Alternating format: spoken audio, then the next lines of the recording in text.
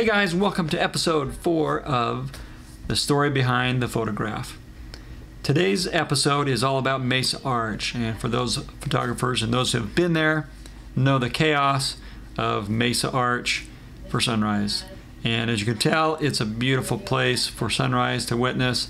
I highly recommend that you go there at least once and enjoy it if you can. Let's get into the little backstory of this photo here. So this was 2013, the first year that I had my camera, and I was feeling like I was, pretty good photographer. I had some Milky Way experience and was really starting to look into doing more landscape and travel type stuff, especially around southern Utah. I had been to several places hiking and backpacking in southern Utah, and I thought I'd like to go back again and get some photos of these places. I was scrolling Facebook, I think one afternoon or one day, one night or something like that before going to bed. And now a friend of mine, Tom Jackson, posted in Utah Photographers Group, said, "Hey, I'm headed down to Mesa Arch for a quick overnight trip, and I've got room in my car for 2 or 3 other people.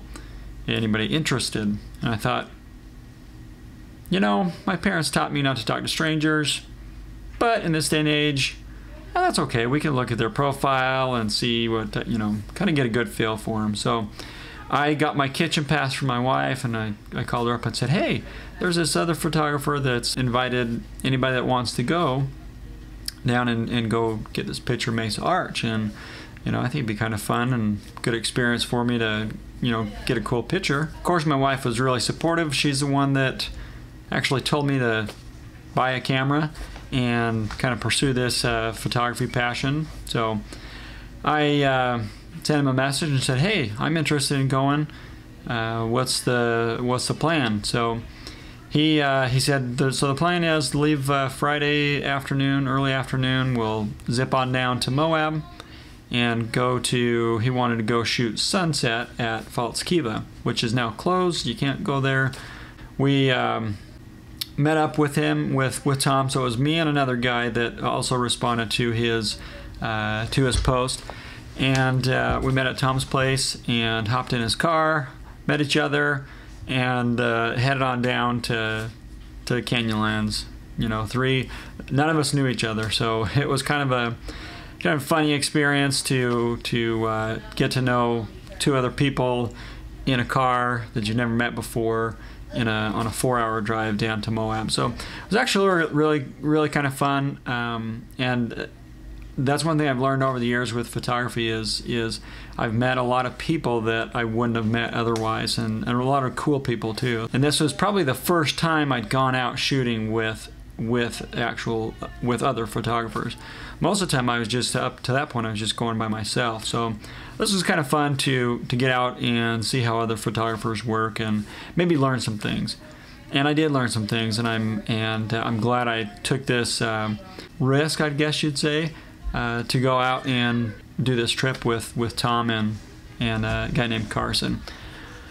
So anyway, so we get into Canyonlands probably late afternoon. I think we had about an hour or so till sunset, and the trail into False Kiva is I think about a mile hike or so, and it's not a very well-defined trail, so you have to kind of find it, and you kind of have to know the way, or you can get lost pretty easily.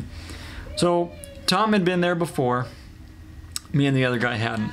But Tom had been there in the winter time or earlier in the season, and he said it was kind of icy and had some snow on the ground, and so he wasn't real sure where the trail was, but he kind of knew. Anyway, so we're hiking along, and we're following these rock cairns, which, if you don't know what a cairn is, it's a stack of rocks that people use to mark the trail. And so we're following what we thought were rock cairns, and he's like, "No, we'll just follow these, and I think the trail's over this way, and we'll just kind of head west, and then you kind of go down into the canyon a little bit, and then you find the Kiva." So we're hiking around, and we ended up missing the actual trail. We went too far and took I guess another trail is what it appeared to be. I mean, we were seeing rock cairns.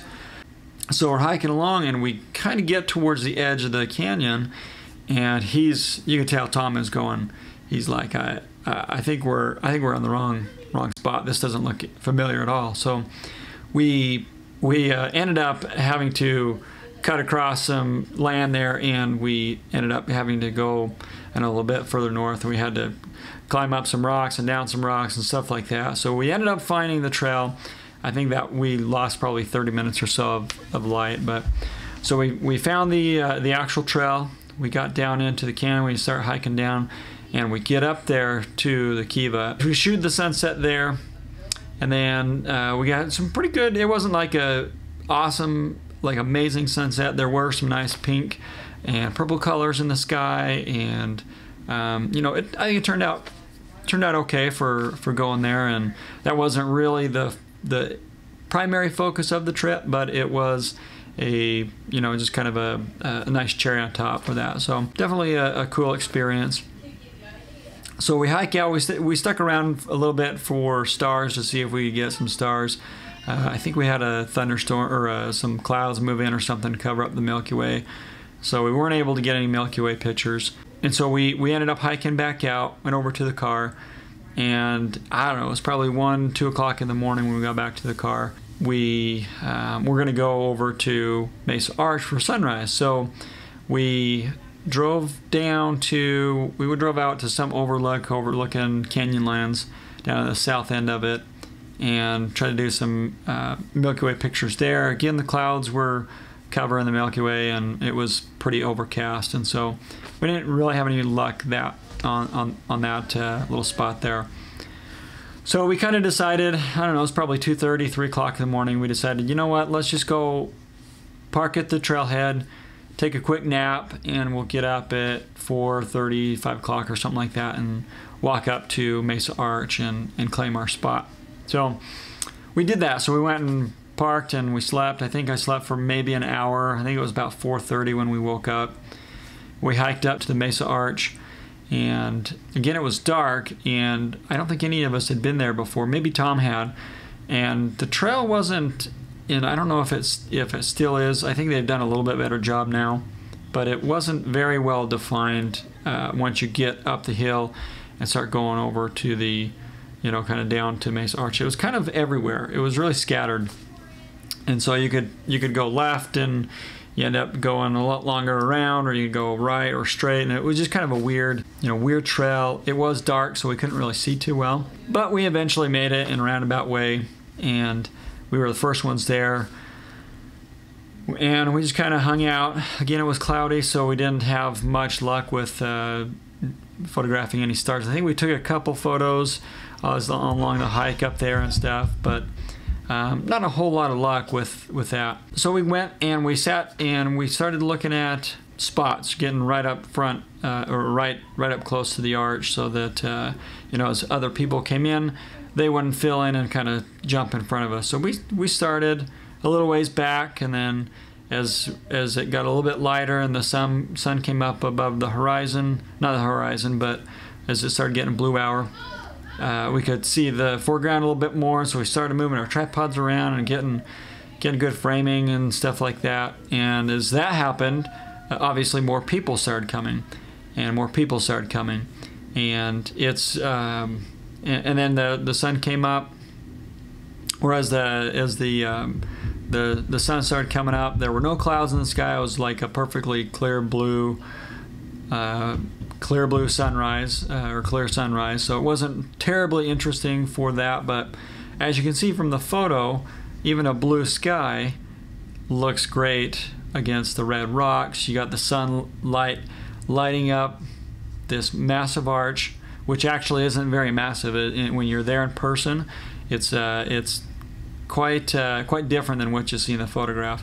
This photograph looks a bit, it gives it more of an arch because I was shooting at a low angle and I was shooting a panoramic, so it kind of accentuates the arch as if you were almost like a fisheye effect, but not quite. It's just because I was shooting at a low angle. I took a couple rows of these shots, or a couple times back and forth, to try and get the sun. I got some without the sunburst in it, and I got some after the sun went up, above the that little sliver there, and took a couple of shots.